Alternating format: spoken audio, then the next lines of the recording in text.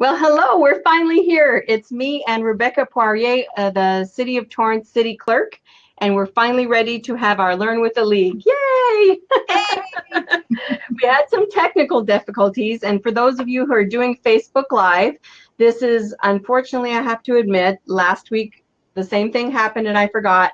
You have to use Google Chrome to log on to this Facebook Live when we use BeLive TV. I don't know if they're related. I'm assuming they are, but that's what it is. And the little hint to do this is way at the bottom. You have to scroll down. So for those of you who don't use Chrome, you'll have to use Chrome to do this Facebook Live stuff.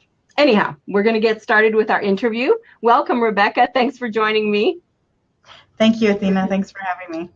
Okay, so the League of Women Voters started Learn with the League a few weeks ago or a couple of months ago now. And so we want to educate the public on the ways that government works. And I thought, given that a lot of cities are having elections and it's a big election year, we should find out what exactly does it take to throw your hat in the ring. So that's what Rebecca, who's a city clerk, is going to talk to us about. So Rebecca, first of all, I think you're actually an elected official, aren't you? Yes, I am. Okay, and is that true of every city, or no? Elected? In the past, there was about 50% city clerks elected and 50% were appointed. Now it's more common to have appointed city clerks rather than elected city clerks. Okay, interesting. So can you tell us a little bit? I mean, I'm embarrassed to say I thought a clerk was like you did paperwork, you know, like a clerk. So obviously it's way more than that now that I've learned. So why don't you share what a city clerk does? A city clerk is the elections official for the city. So we administer the elections. We handle everything for the local elections. We bring resolutions to council. We have the elections called. We council sets candidate regulations. We accept and process initiative petitions, referendums, recalls. We maintain election history, and we are the filing officer for the California Fair Political Practices Commission for campaign reports and for conflict of interest filings. In addition to those duties, we prepare council agenda covers, we administer agenda distribution, we administer action minutes and summary minutes for city council meetings and for commissions. We staff the City Hall switchboard. We post council, board, and commissions agendas according to the Brown Act.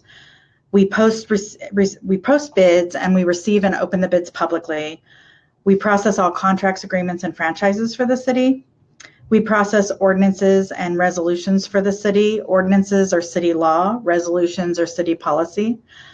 We codify the Torrance Municipal Code. So whenever the city passes an ordinance, most ordinances are codified into our code. And we maintain a roster of public officials. We also maintain and update the records retention schedule. So that tells city workers what records need to be maintained permanently, what records we may destroy, what period we have to keep them before we can destroy them. And that's all set by government code. We also receive claims, subpoenas, and other legal services on behalf of the city. We process California Public Records requests, and we adhere to the California Public Records Act when we process those. We administer receipt of requests for proposals. We maintain a conflict of interest for the city. So employees, commissioners, elected officials have to file a conflict of interest, Form 700, and we update that code of conflict of interest biannually. We maintain a MADI Act, which is a list of, I was just going to tell you, it's a list of board and commission vacancies, and we are required per the government code to do that. We're required to post it by December 31st of every year. However, the city of Torrance has always updated it. Whenever we have an update, we repost it all year long. So that way we're always in compliance. Mm-hmm. We administer the commissions process, starting out with the commission certification training, receiving applications, and then packaging up and providing the council with a packet and bringing a council item staff report to council so they can make the commission appointments. Wow, that is a lot of stuff. And we are the record keeper for the city, so we're in charge of all the city records. So anything to do with record? Yes.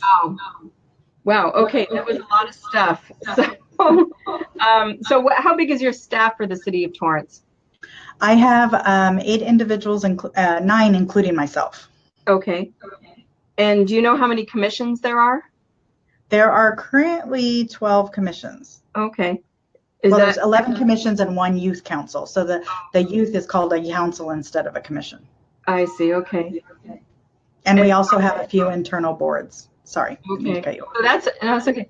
So you're managing all the paperwork around that, and every week, is there a city council meeting every week?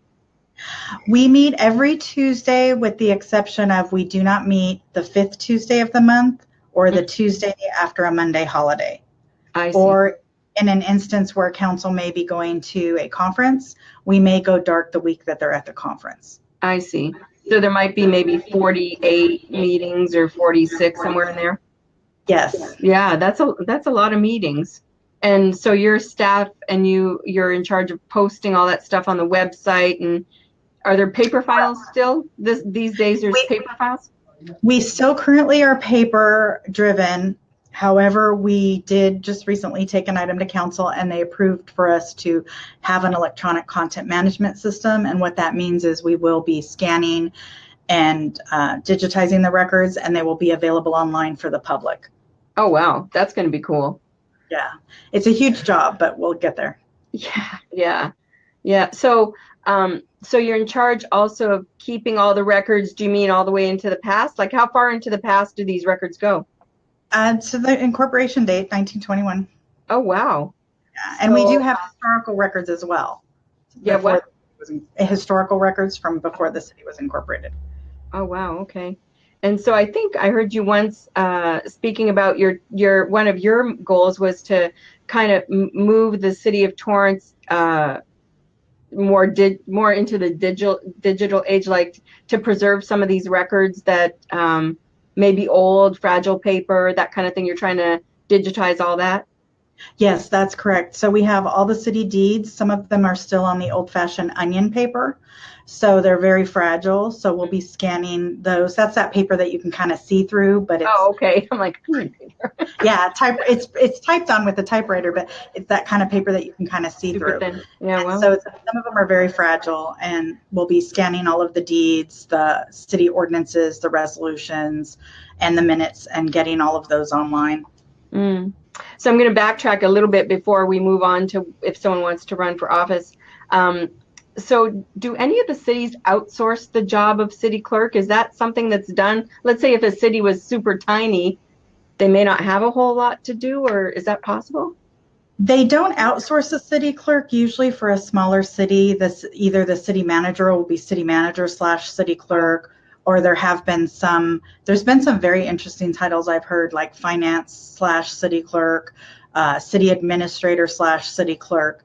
So some of the smaller cities, the city clerk may not be just city clerk. They'll be wearing another hat. Oh, okay. That makes sense. Okay. And so every city has to have a city clerk to do all this stuff, right? Yes, because there are a lot of laws governing what we do, and it's important to adhere to them. Sounds like it. And so City of Torrance manages its own elections, because I think also I heard that some cities do outsource that to is it the county registrar, or someone else does it for them, right? The actual elections. Yes, the City of Torrance is actually consolidated with the election. So there's two types of elections. There's a standalone election where the city actually runs the election completely themselves. And usually they hire a company that will help them come in and count the ballots. So the outside company would come in and publicly count the ballots, say in the council chambers. Quite a few years ago, before I started with the city took it to the voters, and the voters voted to consolidate with the county. So even though we're consolidated with the county, there's still a large portion of things that the city clerk actually handles. So we handle bringing the resolutions to the council, informing the council of the election dates, the filing requirements, deadlines that we have to call there's actually a certain date we have to call the election by. We prepare a candidate handbook. We make appointments with candidates. We sit down and meet with explain what's in it to run for a position. And during the nomination period, we also make appointments for them to come and file all their paperwork. There's a great deal of paperwork that's required to file to run. So we handle all the administration of that. And then the county, we're like the hostess, and then the county does the part where we send them the information, they print the candidate sample pamphlet, ballot sample pamphlet, and then they'll mail it out to registered voters, and then they'll mail the ballots. If you're a vote by mail person, they'll mail you a ballot, or you go to the polls and fill out your ballot there. But they do all that printing work for us. Okay, I got it. So that's where I got confused. Okay. Right. So I'll go ahead and answer my first question, and then don't freak out. I'm not leaving. I'm just going to lower the blinds because, as you can see, the light's coming in on me. So, so if I decide to run for office, which I'm not, but if one were to decide to run for office, what are the steps? Like, tell me from the very beginning, what do I do first? I got it in my head. Yeah, I want to run. Now what do I do? The very first step is to file a Form 501 candidate intention statement. And that's filed with the local elections official. So if somebody was interested in running for the city of Torrance, they would file that with my office. Okay, there we go. Okay, so that was step one, filing the Form 501. Yes. And then how soon before the election do they do this? How, I don't know if I worded that right. Yeah, they can do it up to 2 years prior to the election. It just all depends on when they want to start getting everything ready. So after they file their 501, they don't have to file anything else until they get donations in the amount of $2,000. Once they reach that $2,000 mark, then they would file a Form 410 it's a statement of organization, which establishes their campaign committee. And then on that, they'll send it to the Secretary of State. The Secretary of State will give them an ID number, and then that also is where they open their bank account to put all their election donations in. And after that, there'll be filing requirements to file a campaign statement, which is a Form 460. And on the Form 460, that's where they'll claim all of their incoming donations, whether they're monetary or in-kind donations. So in-kind donations might be that someone offers to host a coffee. So they pay for the space, or they pay for all the coffee and donuts or whatever they're serving, and then they invite the public to come. So is there, since we're talking about money, is there a limit in local politics? Is there a limit to how much money one individual could give that one candidate? For the city of Torrance, yes, we have a campaign finance ordinance, and the maximum any single individual could donate to a candidate is $1,000. Okay, well, that's quite a bit. These days, maybe not, but it's quite a bit. That would be a lot out of my pocket anyway. Okay, and so besides these forms, or what are the other requirements that we should know of? The only other requirement is that they have to be a registered voter in the city 30 days prior to pulling nomination papers. Oh, wow. So someone could move here and then run for office. Correct. As long as it's 30 days prior to the opening of nominations. Oh, that's interesting. So on any of these forms that you mentioned, 501, 410, 460, any of those forms, do I have to disclose my assets, my income, my debts, if I've had a bankruptcy, a divorce, incarceration? Like, what types of questions are asked? Because that might put off some people, I think. Those are specifically for campaign disclosures. Okay. So what you're getting into is actually a conflict of interest form, which is a Form 700. And the requirements for disclosure there are investments, real property, income, loans, business positions, incomes, and gifts. Okay. So, and that's to determine if there's a conflict? Is that why they ask all those personal questions? That's correct. To determine, you don't want your council person that has, let's say, a lot of stock in, for instance, Toyota. And then something about Toyota comes before the council. You want to know that so the council member can recuse themselves from making any decisions on that item. So that's the whole purpose. Okay. And do you happen to know what would happen if, let's say, they did own Toyota stock and they did listen and maybe they voted favorably or even unfavorably? What would happen if it was just like nobody knew or didn't remember this guy's form or this gal's form? What would happen to them? Well, if they had a conflict and it wasn't caught. That thankfully has never happened because we've usually council confers with our city attorney, and the city attorney will tell them whether they need to recuse themselves and leave the dais. So that has never happened that I'm aware of. So do you know what would happen? Do you know what would happen? I'm honestly not really sure. Okay, probably a I question. know there'd be public outcry. Huh? I said I know there'd be public outcry. Yes, public outcry, which is sometimes worse than other punishment. Yeah. Okay, and is there a fee, or what types of fees are involved in filing and all these steps? What types of fees are involved in running for office, besides postcards and things like that outside of the City of Torrance has no filing fee. So the City of Torrance wanted to keep the election so that it would encourage more people to run. So there's no filing fee, but to run a campaign for city council or mayor, it does take approximately $50,000. So it would be a lot of raising funds for those positions. And council gets paid a whopping $100 a month, plus a car allowance of $446. So it's not a car allowance. Is that what you said? Yeah, a car allowance. Yeah. So you're not going to get rich. Yeah. For the whole year, they get $400. No, a month. Oh, okay. Okay, well that's pretty good. But still, you're $100 a month. It's very low. Yeah. And then, is there some kind of pledge or you mentioned certification earlier? So what are they being certified as knowing or having been trained for? The commissions have a commission certification training, but for council candidates, we during the nomination period, when they file their nomination papers, we do give them an oath of office. They will, if they are elected, they will accept the oath, and then they're given the same oath that any government employee is given. Interesting. Okay. And then as far as the one to give the oath? Yeah, myself or my deputy give the oath at the time they file their nomination papers. Okay, I just wasn't sure if it was the city attorney that gave them the oath or you gave them the oath, like who officially. Okay, that's interesting. And so when they're raising money, is there a place, or are there regulations against where you can do it or when you can do it? Are there guidelines to that? Yes, in the government code, there is requirements that they cannot use public resources for their campaign.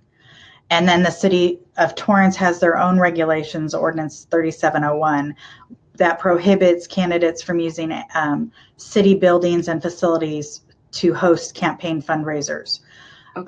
However, it excludes parkland, public sidewalks, and public streets. So they can't use public land, but they can be in a park or on a sidewalk. Right. So for instance, at our farmers market at Wilson Park, we have a free speech area. The candidates could book that free speech area and they would be allowed to accept donations there. Okay. And then on the sidewalk, that would be kind of tough to limit people, right? I mean, right. So that's why they hand you a check, now you're in trouble, you know. So that makes sense. That makes sense. Some of this is making sense to me. Okay. And I asked about how much someone can give. And so do they have to declare every dollar? Like, how does that, is there a minimum dollar amount that they have to declare on that donation form? Every dollar. Every dollar. Wow. How they would do it is anyone that contributes under $99, it's reported in a lump sum. If you donate $100 or more, your name and address goes onto the campaign statement. And it's typed out. It states whether you're an individual, whether it's your business donating the money. And then it has the total and the cumulative total. So an example, if you gave a candidate $50 this week, you would be in the lump sum. And then let's say a month from now, you gave that candidate $50 again. Then you would move into the statement part where your name and address would be listed on the form. And it would say, you gave $50 this time, and now you gave $50, so now it equals 100. Right. So I see a little bit of a trickiness with that. So if you're having a coffee where people are donating money and they just like pass the hat and you throw money in, They can't do that. Right? No, they can't do So that. it's not like church. I'll just, No. So okay. we I had do. to ask, because I would think that would be something you do, but that would be not good to do. No, you have to keep track of every dollar that's donated to you. You have to, even if they only give $1, you still need their name, and address. Oh, And wow. then the city of Torrance has a requirement that you cannot accept more than $20 in cash. And we encourage all candidates to never take cash, to always get a check or money order or something like that. Mm-hmm. Okay, I think this is eye-opening. Yeah, I think this is good stuff. Okay. So, okay, and we talked about the paperwork. So what was the deadline? Because we just had our open time here to have candidates submit paperwork and it just closed, right? So why was it that the time was extended? I thought we were ending March 9th and then that time got extended, and that was something to do with candidates, right? So can you explain a little bit about what happened there with the rules? Sure. So nominations opened on February 13th and closed on March 9th. However, during the nomination period, if an incumbent fails to file, that particular seat is extended. So we had an incumbent council member who did not file to run again. So the mayoral candidates, the city clerk candidates, and the city treasurer candidates closed on March 9th. The city council race was extended through March 14th. And that's just to encourage. What's the thinking behind that? It's the law that election law that we do that, and it's to encourage additional candidates, right, and to give an opportunity for others to come out and run. Sometimes when residents or see that incumbents are running, they may not throw their hat in the ring, but when they see an incumbent is not running, they will. So that's the purpose behind that, is to help others have an opportunity. That makes sense. Okay, so now our election period is closed, and whoever was on the books March 14th, those are our official candidates for this go around, right? That's correct. I've already submitted the certified list of candidates to the county. Okay. Oh, that's interesting. So you send the certified list. Okay. So let's say someone did decide to run. They're on this list now, and then they decide they don't want to run. Let's say they want to back out, or whatever you want to call it in your official world over there in city clerk's office. They don't want to do it anymore. What do they do to tell you they don't want to do it? Basically, they're on the ballot. They had until the close of nominations to withdraw their name. Okay, so this is done. Okay. So, okay. So what is the number one thing that if of all the advice, and I'm sure you've got a lot of advice because you've seen, how long have you been in the city clerk's office? Because you were just elected not too long ago, but you've been there for a long time, right? I started in the city clerk field in 2000. And wow. I worked my way up to different positions, and I came to the city of Torrance as the deputy city clerk. And then when our city clerk retired, I ran for her position and won. Yay! So. Okay, good. Okay, so that's a long time. So of all these ups and downs and all these different people who ran and your own experience, what's the number one thing that you would recommend to any candidate that they should do, like the number one thing? The number one thing, well, I would say for anyone interested in running for council would be to get involved in the city and community organizations, and also to become a commissioner, to get used to working on a commission with a 7-member body, and kind of prepare to be on council, so to speak. That would be my recommendation. So I guess what you're saying is the practical experience is what you're talking about. Yes. Okay. So to get used to collaborating with other members on the legislative body, and learn how to run a meeting, learn how to review agenda packets. It's kind of gives you a footing to have experience in doing that.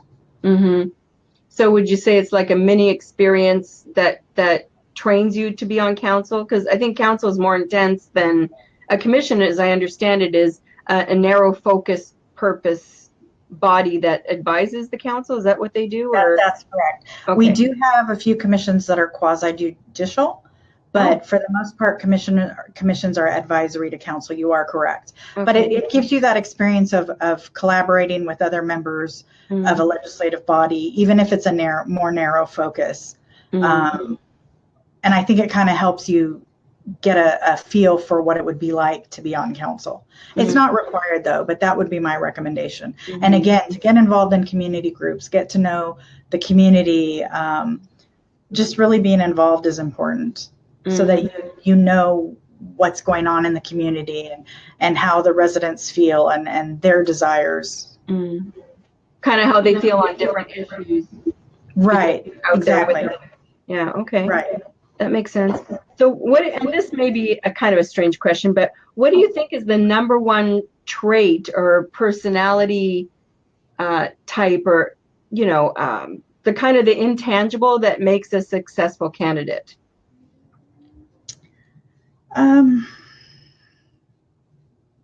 That's a hard one. I would say I've had a lot of different types of people on council.